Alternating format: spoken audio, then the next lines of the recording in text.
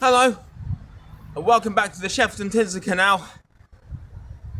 If you missed the first instalment, we ventured all the way from Victoria Quays through Attercliffe and here at Worksop Road, and as promised, the rest of it is but a mere aqueduct away. As in, behind the camera, to make it more accurate. Speaking geographically, it is of course in front of us on our journey onwards towards Tinsley, but first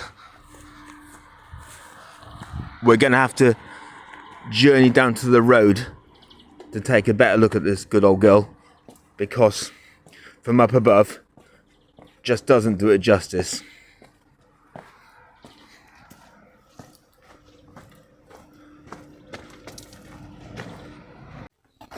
Guess who's back in the garden all morning? While his flatmate goes gallivanting off with his camera again.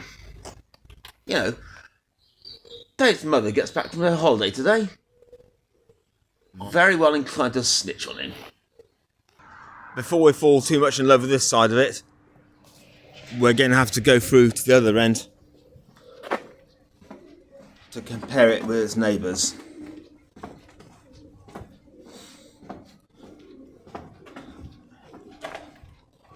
This brick-built wonder, constructed for the connection of the canal onwards to Sheffield from Tinsley in 1819, sits alongside the former Great Central Railway from Sheffield out to Rotherham and Barnsley, opened in the 1800s. Take your pick of transport, guys.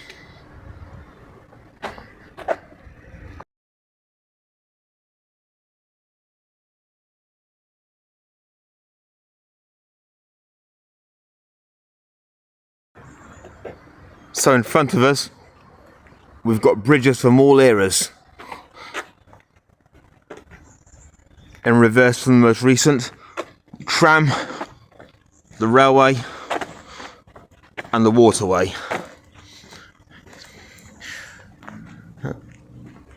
The archway beneath the canal has a clearance of less than 4 metres.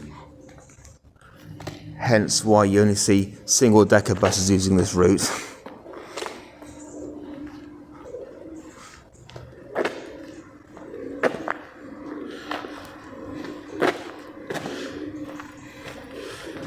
In fact, the pedestrian side isn't all that permissive looking itself.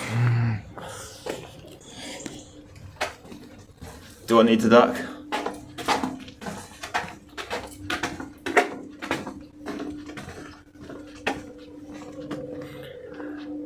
At 5 foot 10 inches, I was lucky. Let's look again at this side, where we can enjoy all the lovely light brickwork. Got bits of ironwork from probably former railings up above us.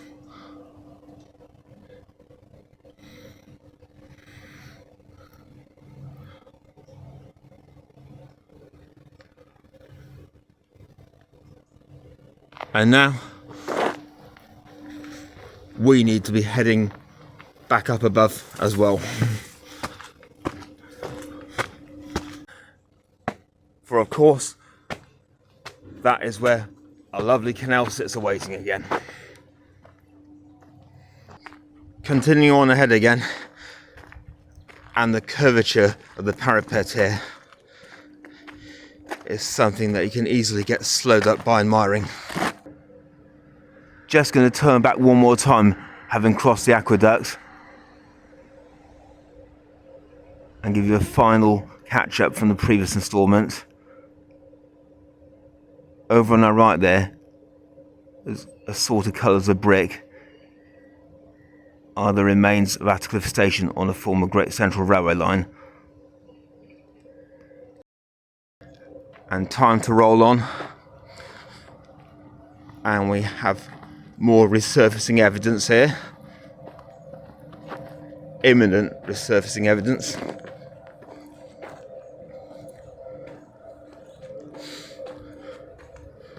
hope none of these lovely reeds are going to get removed in the process. I think meanwhile that needs a repair job. Yeah, you're away. Apologise if you heard a bit of dialogue then. It was those two joggers in conversation as they went past. Taking this gentle S-turn, we come up on a tiny marina very shortly.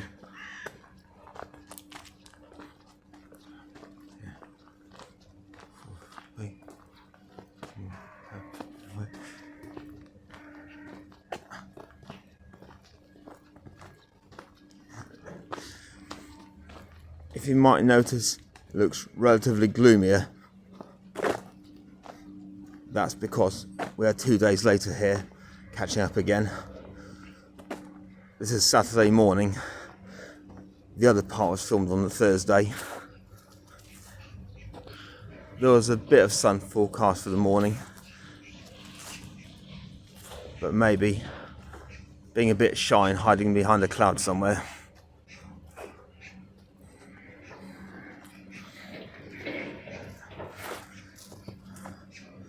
Importantly, at least it's staying dry all day.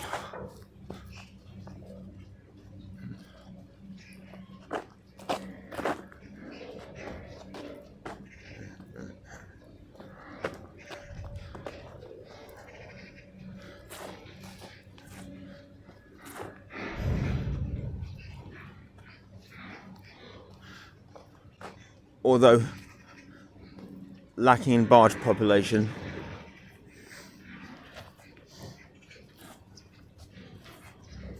at least a small town's worth of water lilies have found a home.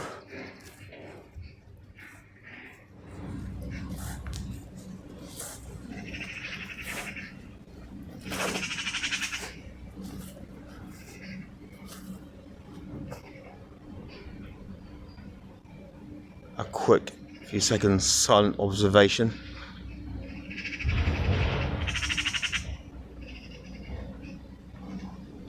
And some music from the birds. Maybe with the handily placed footbridge just in front of us now, we should find our way over the other side for a moment, don't you?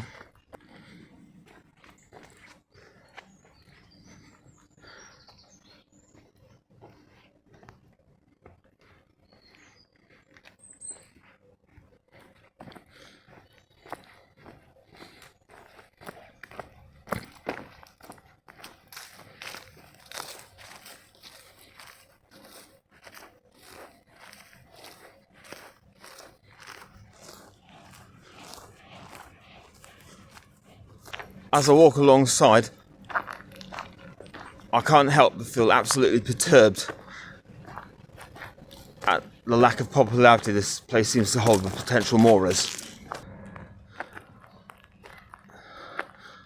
So isolated in comparison to Victoria Keys. And such tranquil greenery around you as well.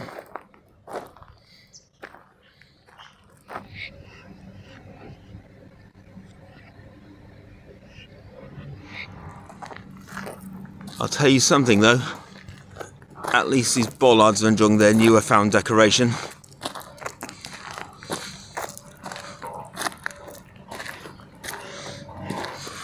Especially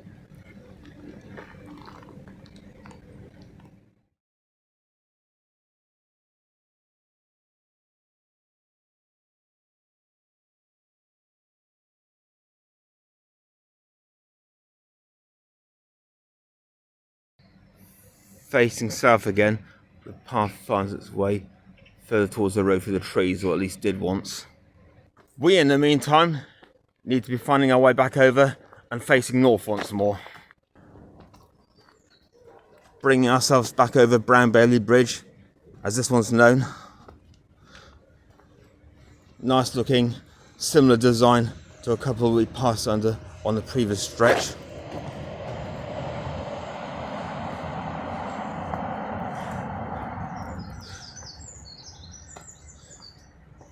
Shortly down these steps, and we shall see her in all her glory.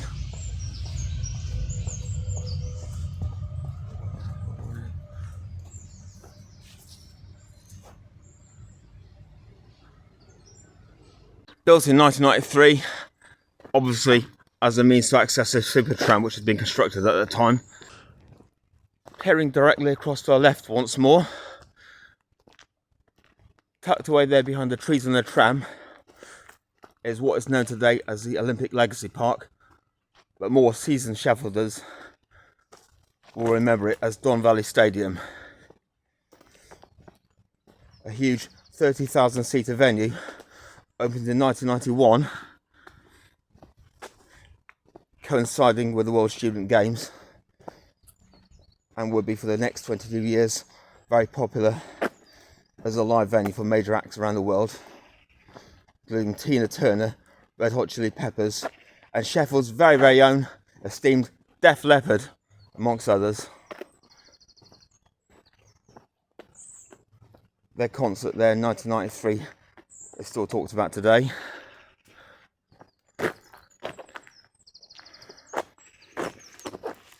Well, meanwhile, lying directly ahead, again, it's bridge time, and this one takes us beneath Porthouse Bridge. The bridge is called Porthouse Bridge, apologise. The street above is called Coleridge Road.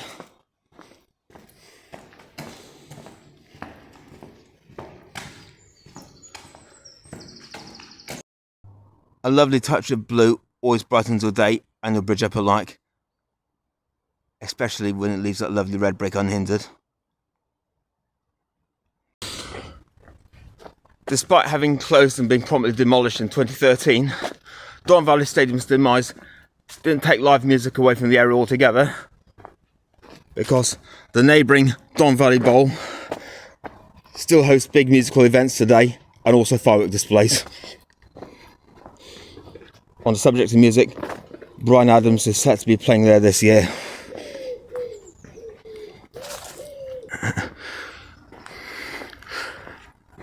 This is, of course, the summer of 2025, not 69. Although the sun is still struggling to get out this morning. You can see the slits in the clouds there, where something is peeping out.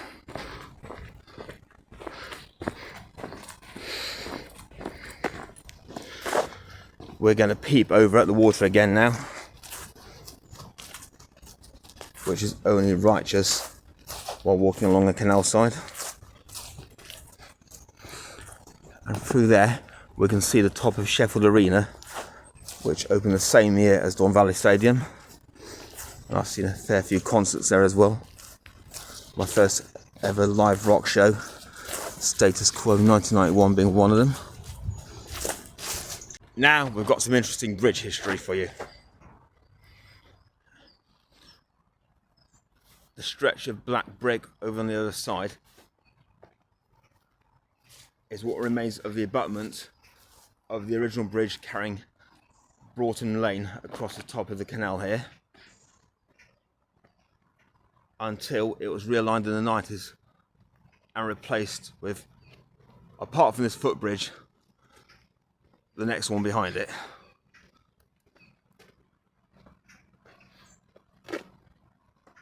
You'll see why in a moment.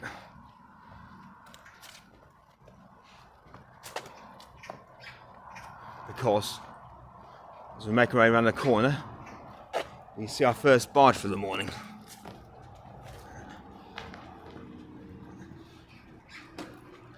Ooh, fluorescent bollard.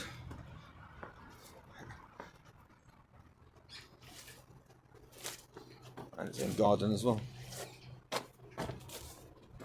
Going to step aside now and let the cyclists go past.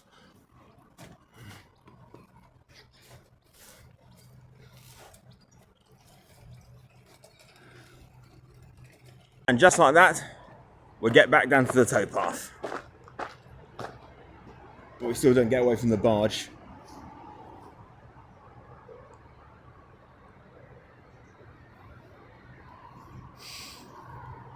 Just enjoy a bit of fishing for your breakfast, why don't you?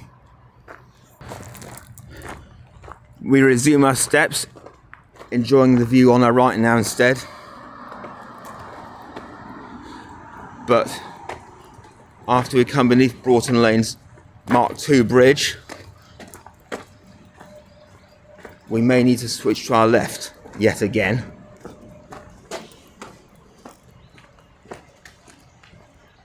As I explain the reason for the road's repositioning to the spot.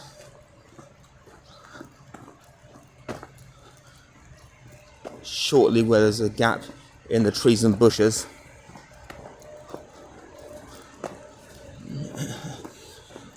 Broughton Lane station used to occupy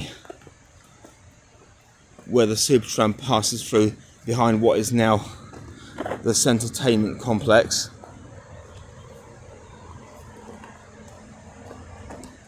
Separated from us by this heaving great pylon. Station which closed in 1956 on a Great Central route was demolished in the 1980s, although a railway sidings yard and shed still survived for a bit longer, I believe, and then wasteland until 1996 when the JCBs began moving in, and now countless restaurants, a bowling alley and a cinema occupy this few acres. But over here, a nice piece of mechanism still holds on.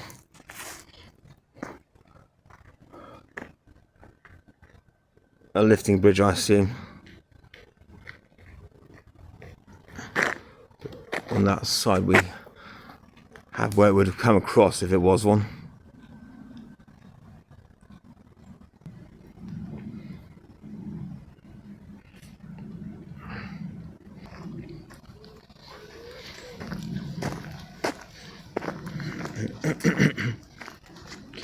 Yeah, let's look at the evidence, as Lloyd Grossman used to say.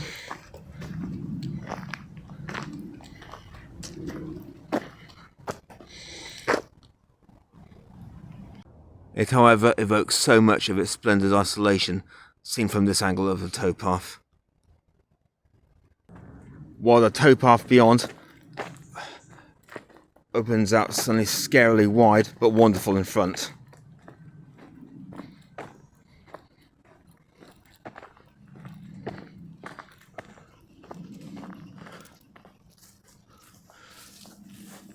And we'll enjoy the view from right by the water's edge.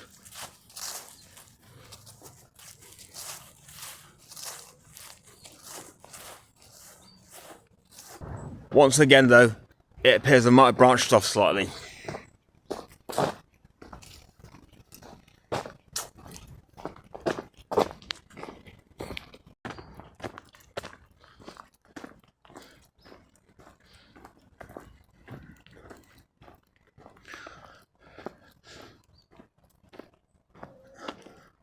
Such ambience, especially with the amiable assortment of tree leaf colours opposite that reflect on the water surface.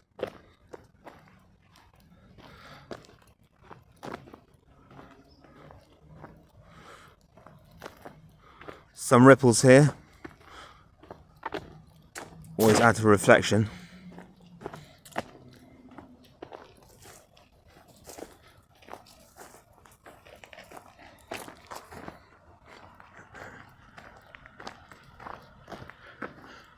As we finally get onto our first locks of the day.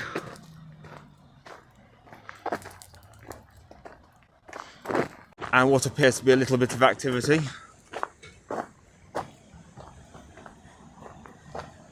As we approach Tinsley Lock number 1, we've got a tidy little mooring platform. And it's cute, teeny bollards.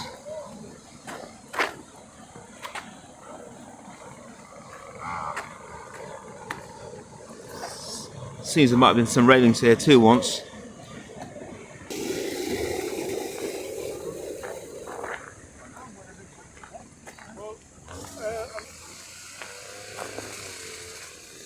And tucked away behind the arm of the gate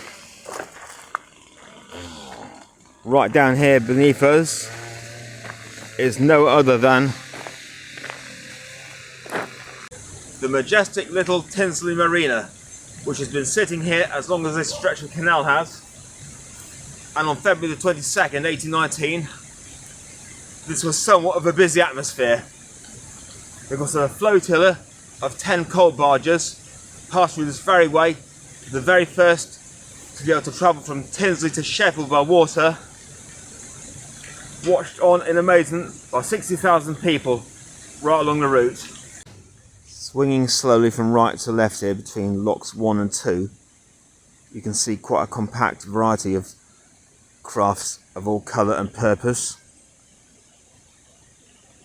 and also a colourful barge user facility as well.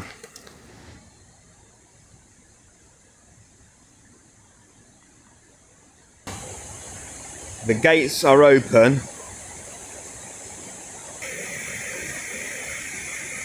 but nothing seems to be going through.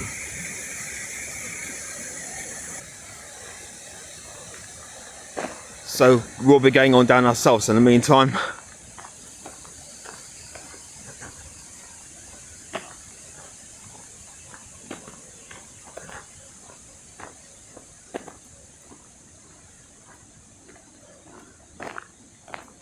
And maybe an even more colourful array. Sorry, got a little bit of indigestion there as I spoke.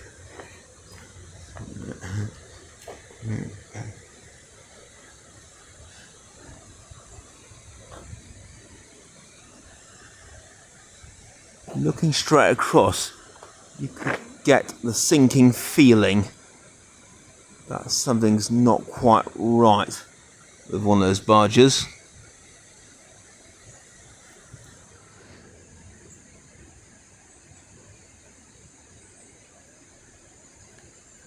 A good and sadly since departed friend of mine called Andy used to occupy one of the barges on this marina.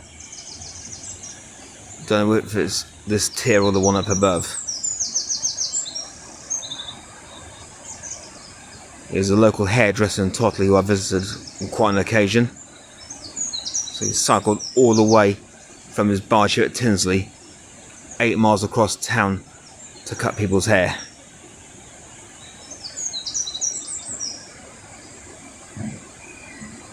God rest his soul. No rest for us now though, as we ramble on our way past lock number 3 and the lovely footbridge. In fact, rather than go around it, we'll go under it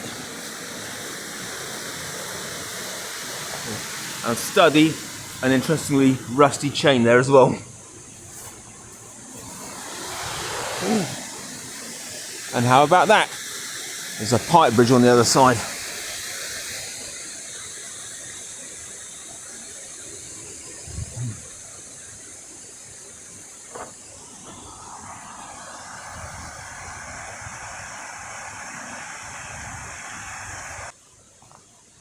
Touching upon the subject of railways once again, with apologies to all people who prefer to hear about canals.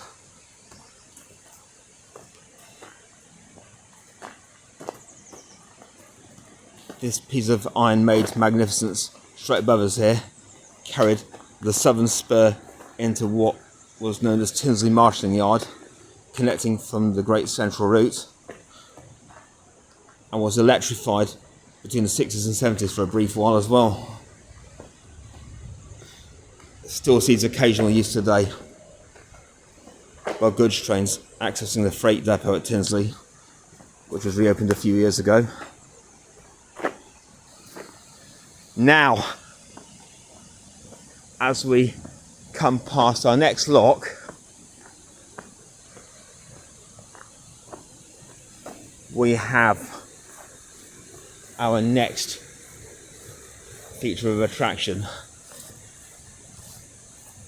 and this is the newest addition to Sheffield's esteemed canal.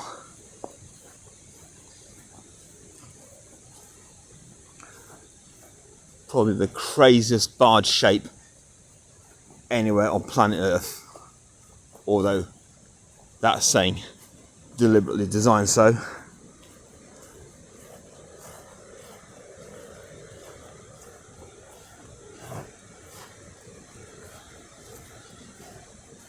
Placed here very recently, in years. It commemorates the 200th anniversary of the opening of the canal. It was slightly belated. And I don't think any name more than the industry could be according. I have to add that it makes for an even more artistic reflection. Like a giant number 8 with 2 arms sticking out. From above it looks like someone about to dive off a plank. There's more to them than you imagine, you know. Continuing onward, past some impressive stones.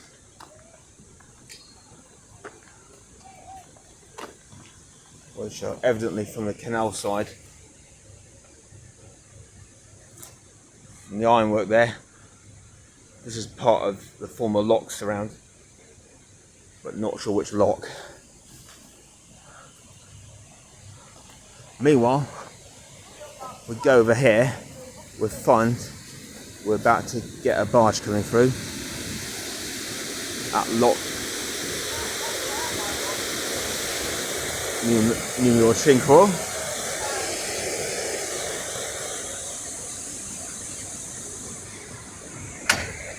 One bloke hanging a bit above the branch there. Echoing canal boat diaries a little bit here again.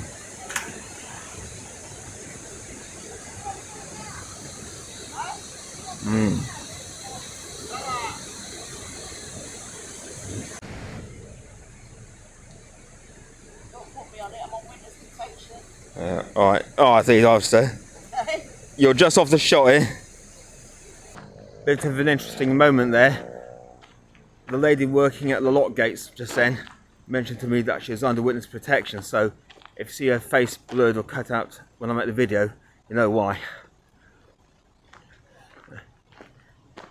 On the topic of protection, this particular lock needed a bit from a further attack, because in December 1940 it took a direct hit during the Blitz and was very badly damaged. Thankfully, the people working to keep the canal maintained did a superb job to allow boats to pass safely without the risk of further bombs from enemy forces striking them. But you can imagine what a challenging time it was, all those 6 years the war was on. When you're on a barge, you're pretty much exposed if you're standing outside driving it, aren't you?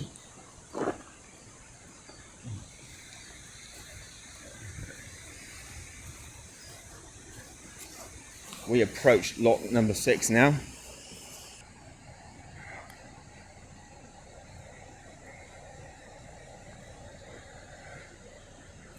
Nice dirty green colour, although it's actually clean as a whistle. Great escape.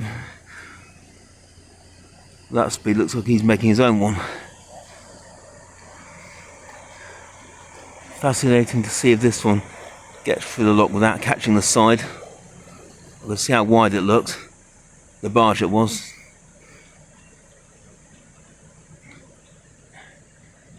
Well, there's no escape now. Well, I've got escape from a jogger.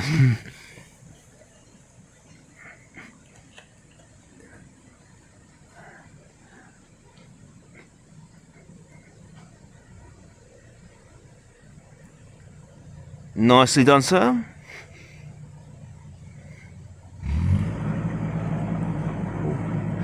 Revving up your engine again just as you're about to come into a lock gate. Is that a good idea? Approaching another railway crossover now. This is actually the route of the former Sheffield and District Railway, which broke off at Brightside from the Midland Line and came over here also towards the Tinsley Marshalling Yard, but then onwards nearly to Chesterfield. And that's the far side bridge actually. What we've got over us is a maintenance road that was added later. This bridge above doesn't carry track any longer, and a lot of the embankment going past IKEA and Meadowhall is now severed, with some ballast still surviving.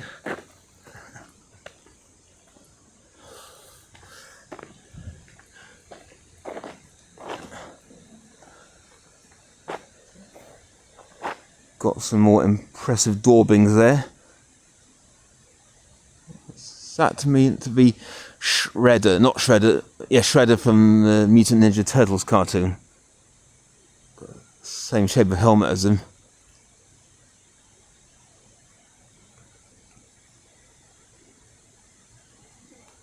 Pretty good parapet up there. But brickwork is as important.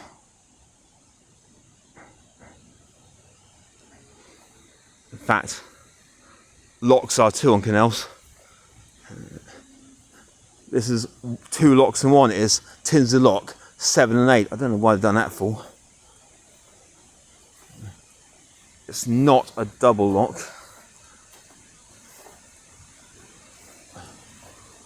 I like these, if they are bollards or the hinges, so triangular ones.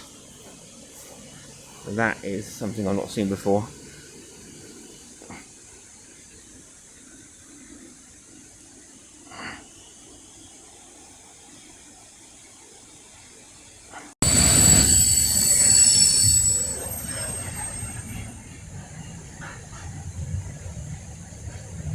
As you may have already guessed, this is the northern entrance to the Tinsley Yard, or freight depot as it is now,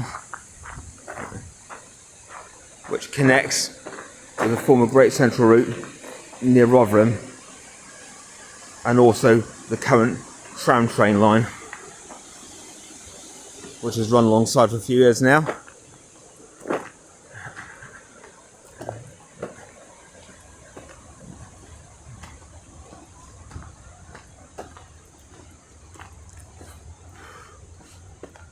We reach our first straight bit for a while, and some people seem to reach their first blackberries as well.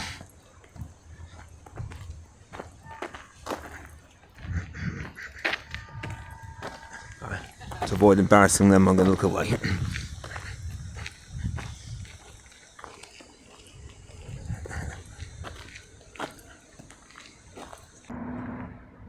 Plodding merrily onward beneath this pipe bridge,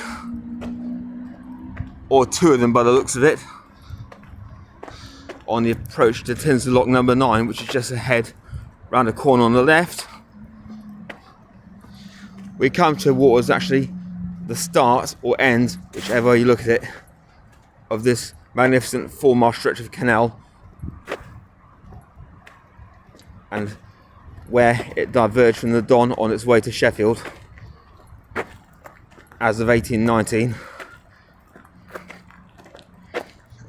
Up to then, if you remember from the first part, I mentioned how the Duke of Norfolk, back in the mid-1700s, obstructed further construction of a waterway towards Sheffield at the time because it interfered with his own businesses in the Attercliffe area. And so, almost from Tinsley, they were confined to the road again by horse and cart. So it was something of an evolution when this section just behind me now opened, to say the least. Or revolution. You can tell it's near the end of the video when I keep mangling my words more frequently, can't you? Sometimes there's been a small rowing boat over the other side there, just below the steps. Probably rotted away now. The state I remember seeing it in.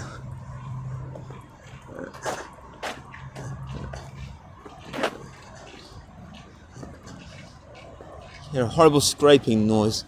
I can't see anyone down on the canal.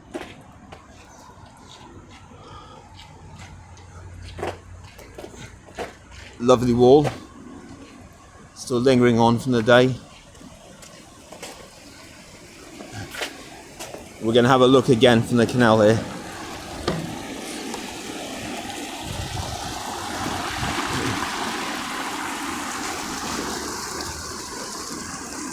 As the water fills the lock back up to usable level.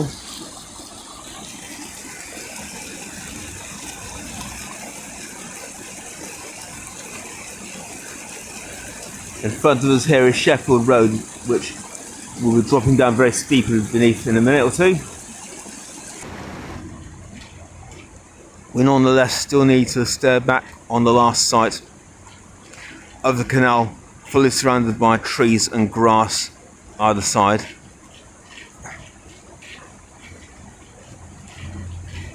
Because sadly, or not so sadly, depending on your perspective, it's pretty much brick and concrete, or in wood, for the rest of the little way down.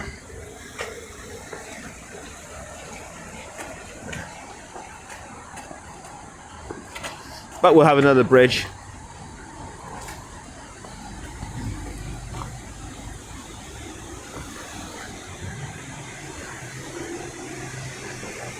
And look at the lock gate one more time.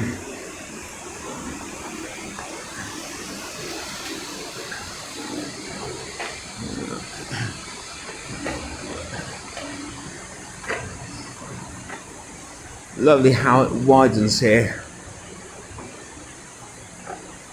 Obviously evidence that the two sides of the bridge were built at separate stages.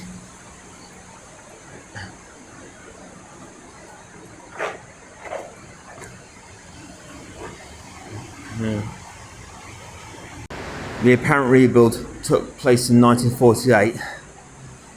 Obviously it wasn't a dual carriageway before then.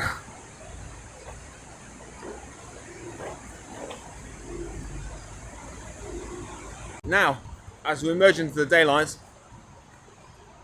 if you've watched one of my recent Days Dead Lines videos, there's something just meters ahead of us now that you might possibly recognise.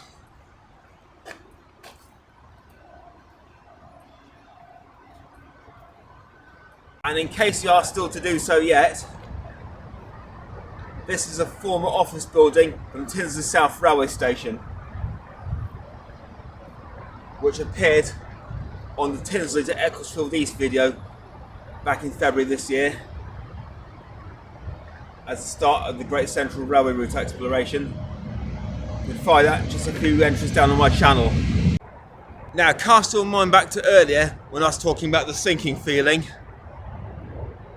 because actually that's what the barge users of the Sheffield and Tinsley Canal began to sense from 1830 onwards, as decline set in, and right beside me now is the culprit.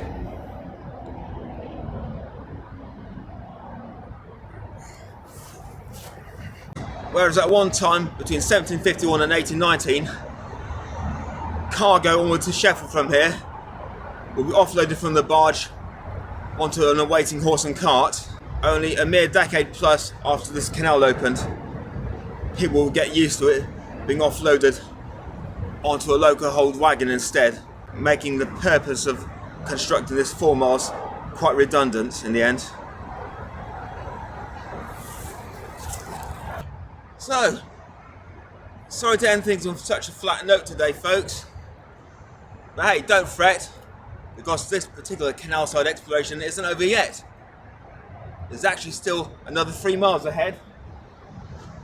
So subscribe and join me the rest of the way to Rotherham on the original section opened in 1751. Take care of yourselves.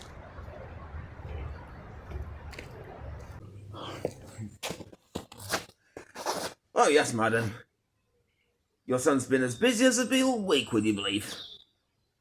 Not even coming in for dinner most of the time. He looks forward to seeing you back. Cheerio. Now, I wonder what a few stinging nettles might look like spread along here.